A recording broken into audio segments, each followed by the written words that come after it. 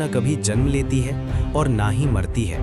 फिर भी इंसान अपने रिश्तों, उम्मीदों और हार जीत से जुड़कर दुखी हो जाता है। जिस चीज का जन्म हुआ है उसकी मृत्यु निश्चित है।